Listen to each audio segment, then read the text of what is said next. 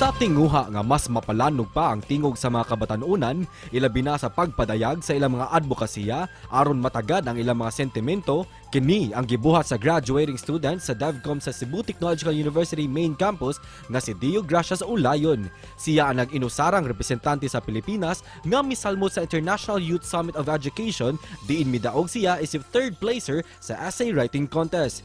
Pinaagi sa iyang essay nang hinaot siyang dunggon ang iyang tinguha aron sa kaayuhan sa mga kabatan-onan. Busa karong buntaga, sayran ta kini kauban siya ug ato siyang mas ilailahon dinhi lang sa GMA Regional TV Live. Karong buntaga sa Spotlight, kapuso atong ilailahon kining DevCom student sa CTU Main Campus. Nakadaog ni siya og third place International Youth Summit of Education Essay Writing Contest. Makauban ta sa programa Diogracias Olayon. Mayong buntag ug maupay na aga. Sir Dio, welcome sa GMA Regional TV Live. Kumusta ka karong buntaga, sir? May buntag, Sir Nico. Maupay nga aga sa tanan. Okay ra, sir, so far.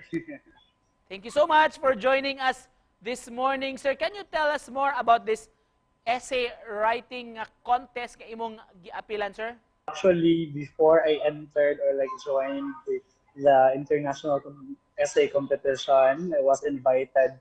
I received a letter of invitation coming from Universitas Negeri Surabaya, or we call on UNESA, and by that, they also encouraged me to join the essay writing competition, and I was the only delegate or participant coming from the Philippines, and I competed against various countries such as Brunei, Malaysia, US, Qatar, India, Malaysia, Indonesia, and Vietnam. Unsay topic, sir, sa imong gi-submit kanila nga nakapakuha sa nod sa mga jurors? For me, I really highlighted road mapping academic thrust towards nation building, because nowadays, considering that the educational system was nawanigid siya, considering sa pandemic, nawala na ang face-to-face classes. So we have to roadmap. We have to realign once again our ideas and, of course, the academic framework, especially sa mga students, tungod kay sa pandemic, manggod mo rin, hinay, deteriorate ang quality sa education based on research na, and dili na po ginagdoktor ako, but based on research, deteriorate din siya.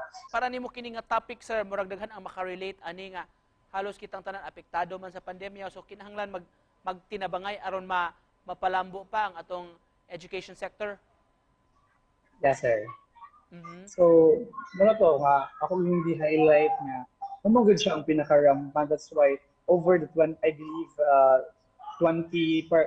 entries coming from various countries ang i-appeal sa maong essay writing competition, and we never failed to be part of the top 3. So say feeling, sir, nga nakadaog ka, third place?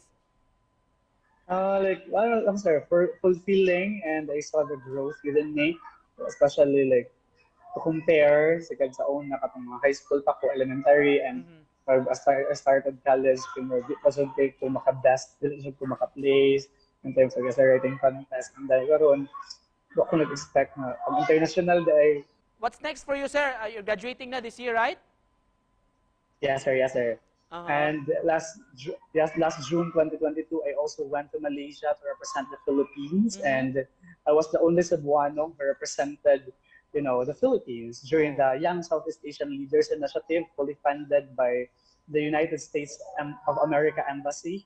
And yes, that's also something that we also work, especially in influencing the youth on, becoming purposive for the community and believing that we can give powerful impact to the community, to our institution, and of course, our country in general.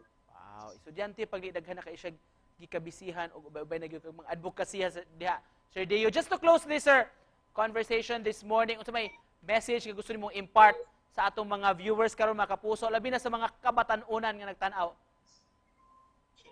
Sir, hindi ako lang yung makasulti, sir, nga atong mga kabatan-onan, palihog, tuhuy ang inyong mga pangandoy.